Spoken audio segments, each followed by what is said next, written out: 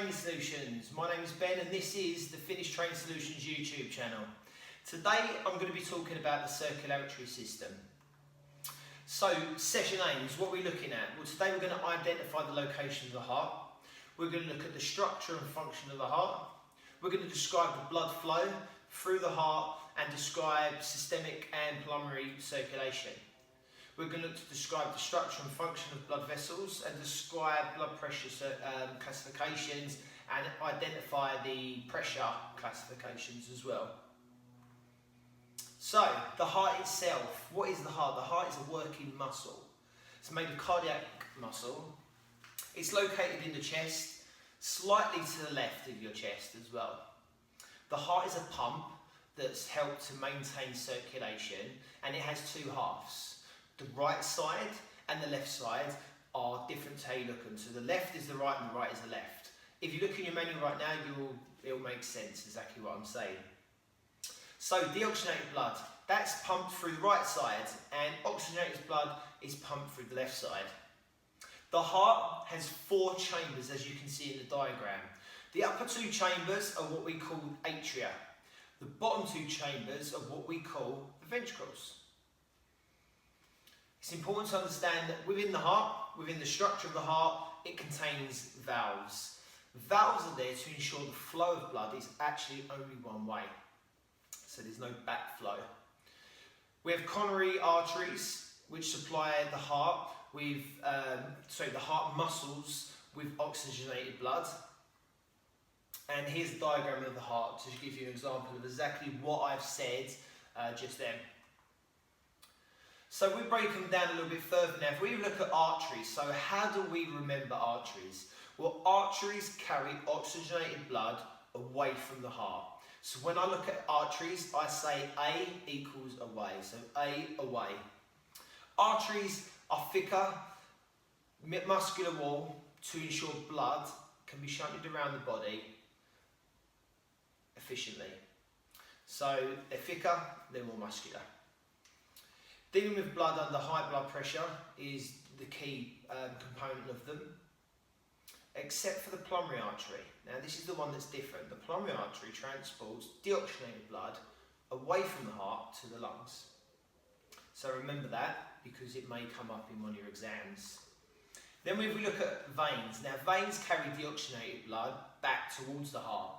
So the way I remember it is we say vein, vein in, way in. So veins carry deoxygenated blood back into the heart. They're a much thinner muscular wall than the arteries, and they have valves to assist the blood flow back to the heart and prevent backflow itself. So it's going to assist blood flow and it's going to prevent backflow. With exception, like arteries, of the pulmonary vein. Now the pulmonary vein transports oxygenated blood from the lungs to the heart. So A away, oxygenated blood comes from the arteries, deoxygenated blood comes from the veins, with the exception of the pulmonary artery and the pulmonary vein. We then look at further along, capillaries. So arteries become smaller to form arterioles, which link to the capillaries. So the capillaries are 1 cell thick to allow gas exchange to take place. From the capillaries, we have venules, which take blood into the veins and into the vena cava. And here is the circulation system diagram here, so it gives you more of an understanding. So earlier when I said I'd explain about pulmonary and systemic circulation. So pulmonary circulation, so it's the flow of blood from the right side of the heart to the lungs and then back to the left side of the heart. And this is known as lower pressure. Whereas systemic circulation is the flow of blood from the left side of the heart to all the other parts of the body, and this is under high pressure.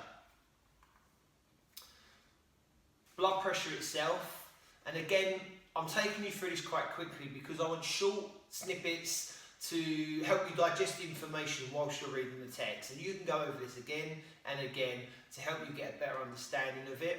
So when we look at blood pressure, the pressure within the arteries is known as blood pressure. produced by contraction of the heart, and it is measured in systolic pressure, which is when the heart is contracting, and diastolic pressure, when the heart relaxes. Regular exercise can lead to reduction or normalisation of high blood pressure. So that's what I'd be looking for. If a client was struggling, they had high blood pressure, I'd be looking at getting them to do some cardiovascular exercise to help improve their blood pressure overall.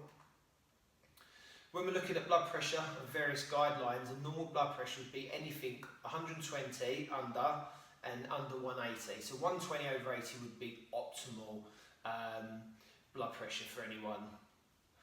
Now, sources of information, good reliable sources of information would be the British Heart Foundation, ACSM, American College of Sports Medicine. These are all different texts that you can have a look at. Also BASES, British Association of Sports and Exercise Science. Academic resources are really going to help you, especially if you want to become a better trainer. After this course, you need to do with reading some journals. They're going to really help improve your ability as a coach and as a trainer.